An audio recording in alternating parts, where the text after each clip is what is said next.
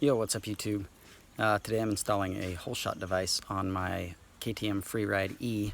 As you know, I'm going to be racing motocross on this thing, so I want to really get the Holeshot. And first straightaways are pretty fast, so I need to get to the end of it before everybody else gets started. Alright guys, I got the Freeride out here on the street during the apocalypse. Just went to the bank, we're in mode 1.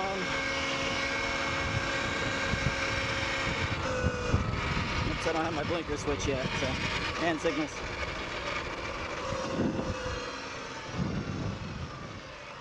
Yeah, pretty cool. This is a 25 zone, so I don't need any more than map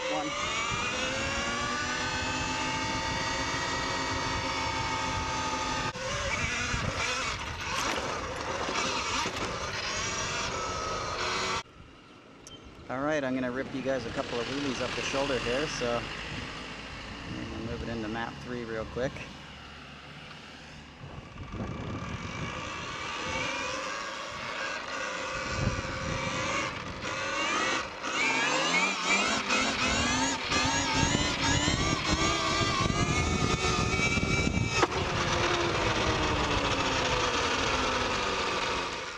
So not too shabby, huh? Not have any wheelie practice, you just need to remember that the back brake is on the handlebar.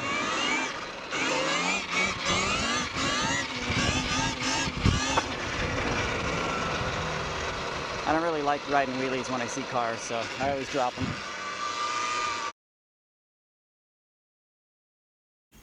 So it's really pretty simple. Just loosen up your triple clamps and take off your front wheel and slide your forks down. You have to take off the one fork because we're going to put the Holeshot device at the bottom. So this is what the bottom collar thing looks like. You're going to leave it loose. And when we get the fork guard version on there, we're going to line it up with that. If you guys don't already know, the Freeride shares the same front end as the KTM 85SX. So before I took my fork guard off, I made a little mark where the center of the fork was so I could mount the Holeshot device in the center.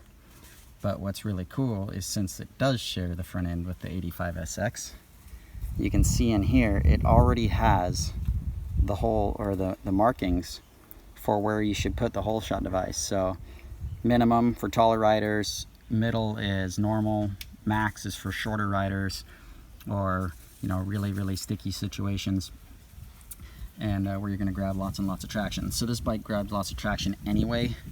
And I'm kind of a taller rider. I just use the middle section. We're on concrete starts and really tacky straight stretches. So right when you come off the gate, you're landing on dirt with grass, so it's really sticky. So I lined mine up there.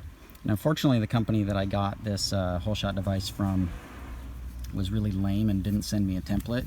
And I sent them like 6 emails and messages and stuff over the course of like a week and a half, maybe even 2 weeks now, and asking if they had a template, and they did not have a template. So I'm just mounting this thing up freestyle, and you can see I got the 2 holes drilled, so I made sure that I countersunk it first, and then I'm getting this hole lined up, and then once I get the 2 top ones in, I'm gonna mount the 2 bottom ones so that it gets on there nice and straight.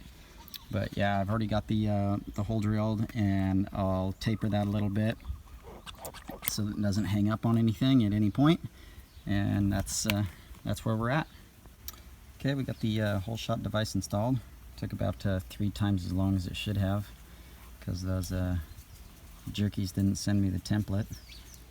You can see it's pretty simple to do. You just have to get everything lined up, and they're little tiny screws, so it kind of just takes a while to get the holes right. But it's all free and clear. You can see the button goes through. And got it blue Loctited in, so now we're gonna finish the install.